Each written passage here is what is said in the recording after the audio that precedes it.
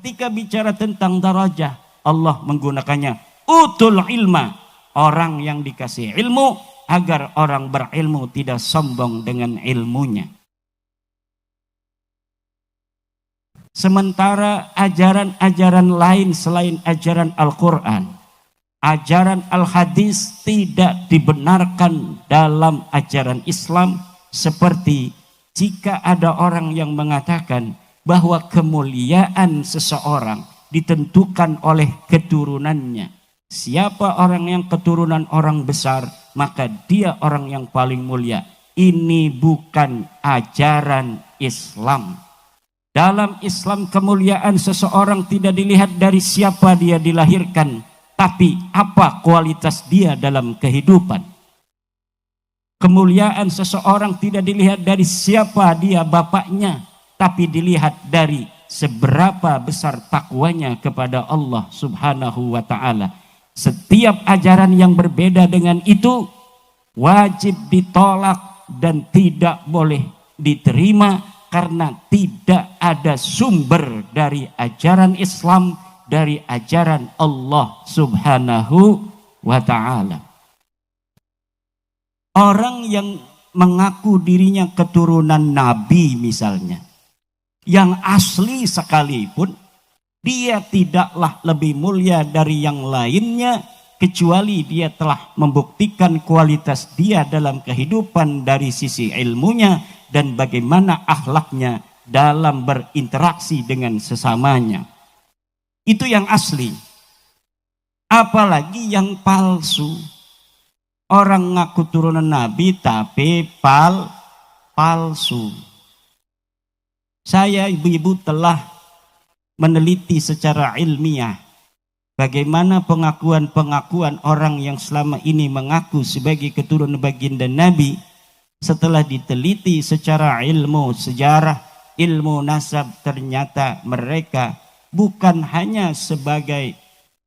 keturunan Nabi, tapi ternyata mereka bukan orang Arab acan. Dilihat dari ilmu nasab tidak nyambung. Dilihat dari ilmu sejarah fiktif. Nama-nama yang disebutkan sebagai luhur mereka ternyata adalah orang-orang yang tidak ada orangnya, jejodok sawah. Disebutkan nama-namanya, tetapi kemudian tidak ada dilihat dari kesejarahan yang ditulis oleh ulama dari mulai abad ke-5, ke-6, ke-7, ke-8, ke-9. Tidak ada mereka disebut sebagai orang-orang yang mempunyai pangkat dalam kehidupan, baik sebagai orang kaya maupun sebagai ulama. Jangankan sebagai orang kaya yang mereka mengaku bahwa leluhur mereka pindah dari Irak ke Yaman, membawa kekayaan berpuluh-puluh onta, ternyata itu cerita palsu belaka. Mereka mengaku bahwa mereka turunan Nabi yang pindah ke Yaman dari Irak. Ternyata saya telusuri, ketemu itu namanya.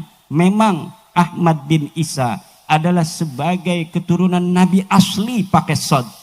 Dia ada di dalam kitab Tahdhibul Ansab 435 Hijriah. Dia ada di dalam kitab Muntaqilatut Talibiyah 470 Hijriah. Dia ada di dalam kitab Al-Majdi 490 Hijriah. Dia ada di dalam kitab Asy-Syajarah Al-Mubarakah 597 Hijriah. Dia ada di dalam kitab Al-Fakhri 700 Hijriah. Dia ada di dalam kitab Al-Asili 787 Hijriah. Dia ada di dalam kitab As-Sabatul Musan 780 Hijriah. Dia juga ada di dalam kitab Umdatul Talib Al-Kubra 828 Hijriah. Tapi tidak disebutkan Ahmad bin Isa ini punya anak namanya Ubaidillah, di mana para Habib Ba'alawi mengaku sebagai keturunan Ubaidillah. Ahmad bin Isa ini benar turunan Nabi. Dia punya anak namanya Muhammad, Ali dan Husain. Terverifikasi di dalam kitab-kitab nasab semuanya ada. tapi tidak ada anak yang bernama Ubaidillah seperti apa yang diaku oleh para habib-habib Ba'alwi. Tidak terverifikasi sebagai turunan Nabi, tidak pula terverifikasi secara ilmu sejarah sebagai tokoh yang pernah ada di dunia ini di masa lalu. Jadi bukan hanya sebagai bukan keturunan Nabi, tapi juga nama Ubaid ini tidak pernah dilahirkan di muka bumi. Ubaid punya anak namanya Alwi. Saya telusuri dalam kitab-kitab sejarah yang banyak ditulis, tidak ada pernah dilahirkan orang bernama Alwi bin Ubaid. Katanya Alwi punya anak namanya Muhammad. Tidak pernah ada orang dilahirkan di dunia ini yang bernama Muhammad bin Alwi bin Ubaid. Muhammad bin Ali bin Ubaid tidak ada. Katanya punya anak namanya Alwi II. Tidak ada. Katanya punya anak yang Ali Qoli Qasam. Tidak ada. Diceritakan di abad 9 Hijriah oleh seorang Ba'alawi namanya Ali As-Sakran. Katanya dia kalau tasyahud salam pada Rasulullah, assalamu alayka ya Rasulullah, selalu mengulang-ulang sampai kemudian Rasulullah itu menjawab salamnya. Ternyata diverifikasi nama itu bukan nama Ali Qoli Qasam, leluhurnya Habib Alwi.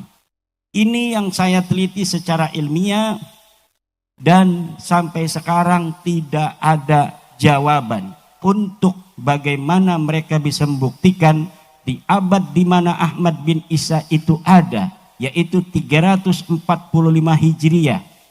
Apakah ada yang menyatakan bahwa Ahmad bin Isa punya anak namanya Ubaid? Mereka tidak bisa jawab. Katanya pindah dari Irak ke Yaman. Mana kitab yang menyebutkan sebelum abad ke-9? Di mana mereka mengaku di abad 9 itu sebagai turunan Nabi. Sebelumnya mana kitab satu saja kitab nasab yang menyatakan mereka turunan Nabi?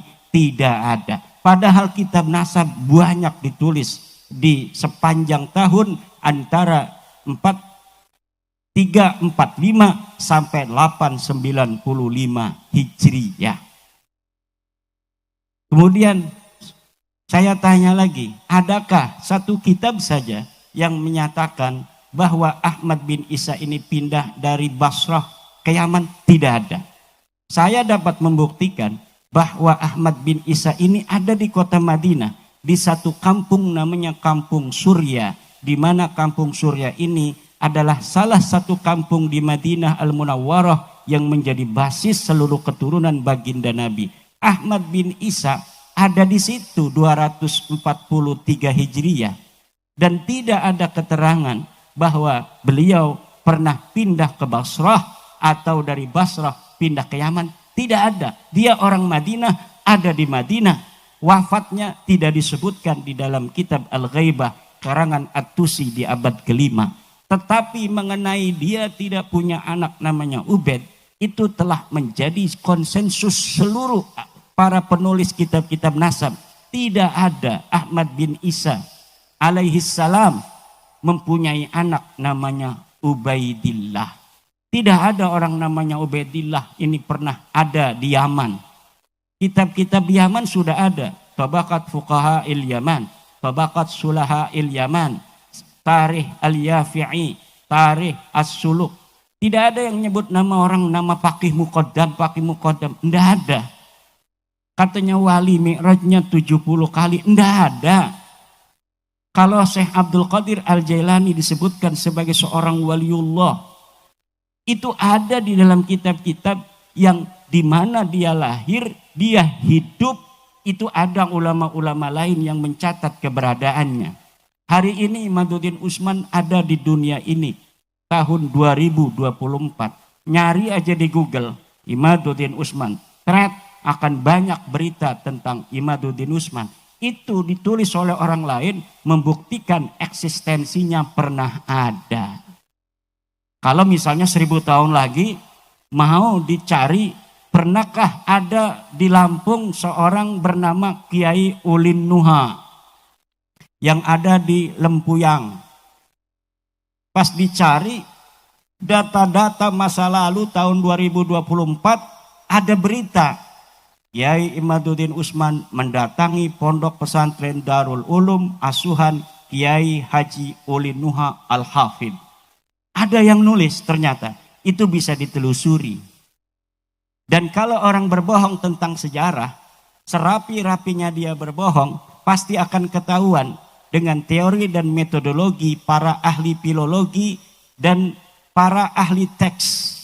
Jadi cara untuk mengungkap kepalsuan sejarah itu bisa ditelusuri dengan metodologi studi teks dan studi intertekstualitas. Contohnya begini, ada orang nyalon bupati, dia punya ijazah Madrasah Aliyah Darul Ulum 2024. Nyalonnya ini 2070 misalnya atau 2050. Dicurigai ijazahnya palsu, aliyah dari Darul Ulumnya. Kenapa dicurigai palsu? Karena ada data dari Kementerian Agama lulusan Darul Ulum tahun 2024 dan tidak ada namanya. Ini membuktikan ijazah yang dikeluarkan itu yang dia jadikan syarat sebagai calon bupati adalah ijazah palsu. Kalau dia belum menerima juga bisa ditelusuri dengan nama-nama yang ada di Kemendag itu, diparanin satu-satu, ditanyain, punya temen nggak ini calon bupati? Nggak ada. Itu berarti menunjukkan ijazahnya adalah ijazah palsu. Atau ngaku-ngaku sebagai pengurus PCNU Lampung Tengah. Dia ngaku mau jadi menteri agama, dipanggil sama presiden. Bapak, saya mau angkat sebagai menteri agama, tapi harus ada syaratnya apa? Pernah menjadi pengurus PCNU. Oh ada, saya pengurus PCNU di Lampung Tengah.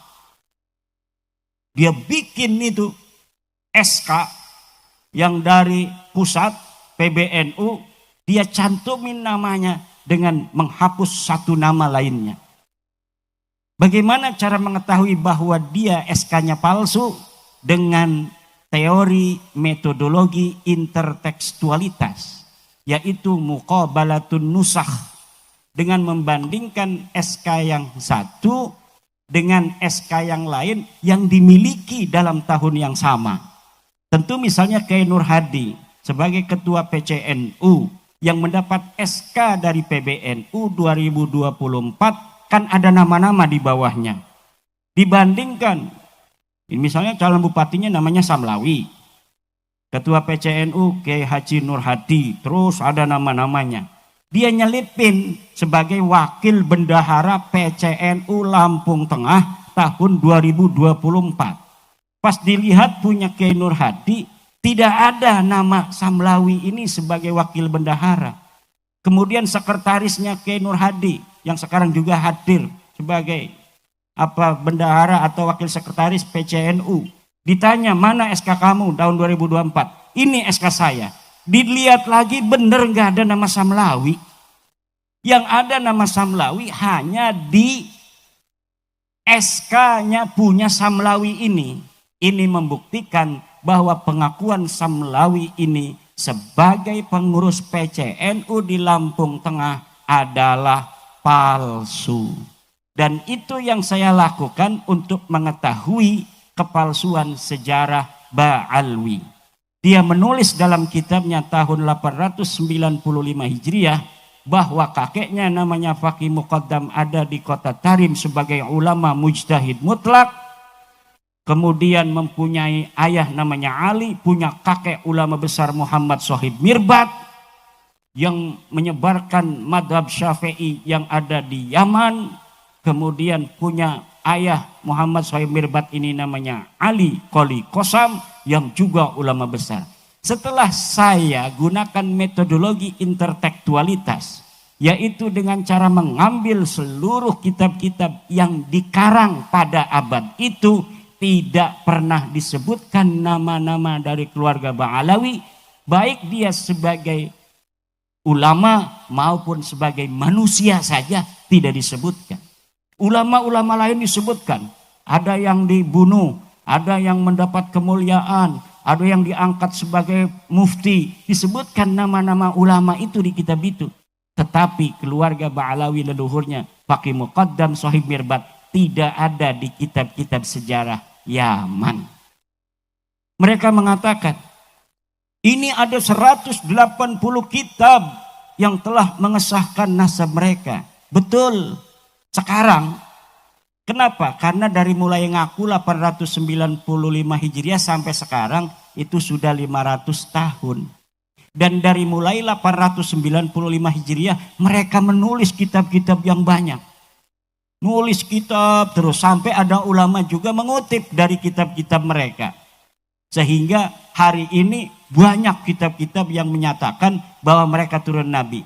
Tapi coba lihat, adakah kitab nasab sebelum abad ke-9 menyebut mereka turun nabi? Tidak ada, karena mereka mulai mengakunya tahun 895 Hijriah.